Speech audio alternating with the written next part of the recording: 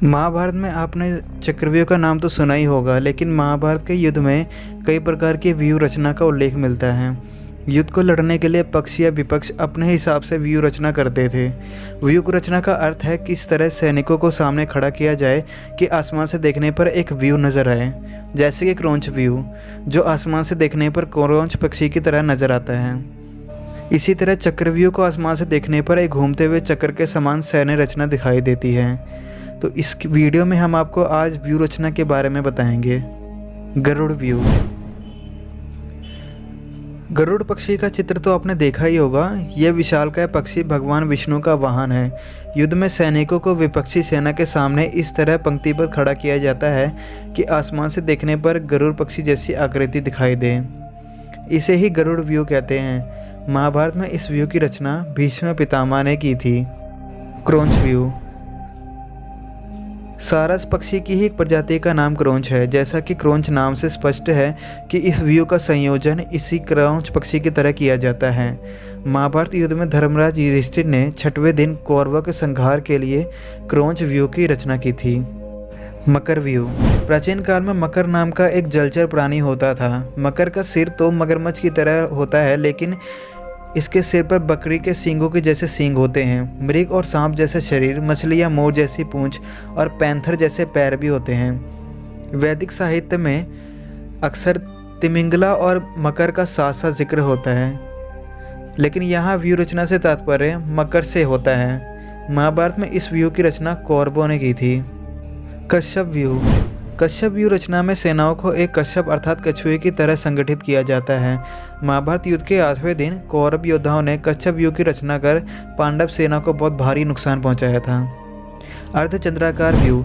अर्धचंद्र का अर्थ तो आप समझ ही गए होंगे। सैन्य रचना जब अर्धचंद्र की तरह होती है तो उसे अर्धचंद्राकार व्यूह कहते हैं।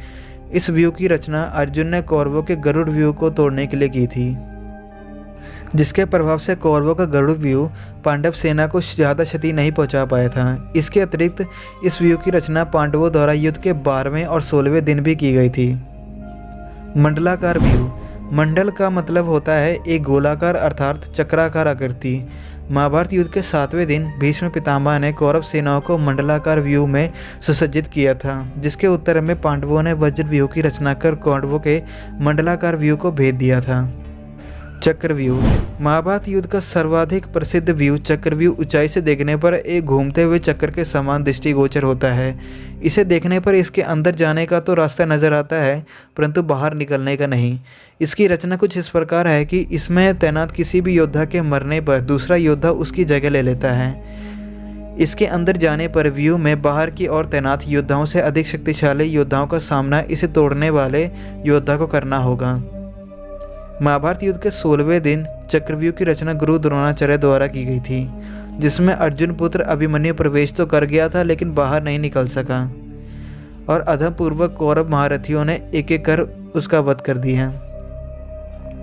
संपूर्ण संसार में उस समय चक्रव्यूह का भेदन केवल ये योद्धा करने में समर्थ थे। भगवान श्री कृष्ण, गांडीवधारी अर्जुन, पितामह भीष्म, गुरु द्रोणाचार्य और श्री कृष्ण के पुत्र प्रद्युम्न।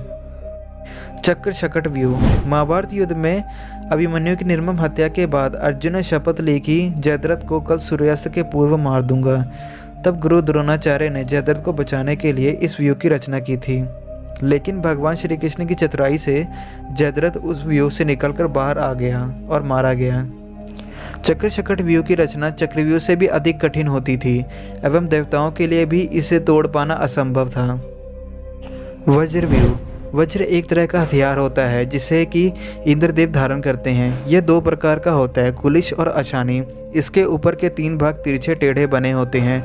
बीच का हिस्सा पतला होता है, पर यह बड़ा वजनदार होता है। इसका आकार देखने में इंद्रदेव के वज्र जैसा ही है। महाभारत के इस व्यूह की रचना अर्जुन ने की थी। ऊर्मी व्यूह।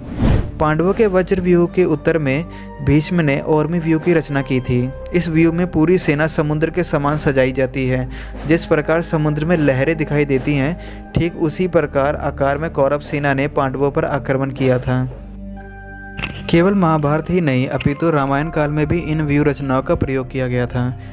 भगवान राम की व्यूह रचना का पता लगाने को लंकापति रावण ने अपने गुप्तचरों को भगवान राम के सैन्य शिविरों में भेजा था। तो ये थी दोस्तों हमारी आज की वीडियो। आपको ये वीडियो कैसी लगे मैं कमेंट बॉक्स में ज़रूर बताइए। Thanks for watching.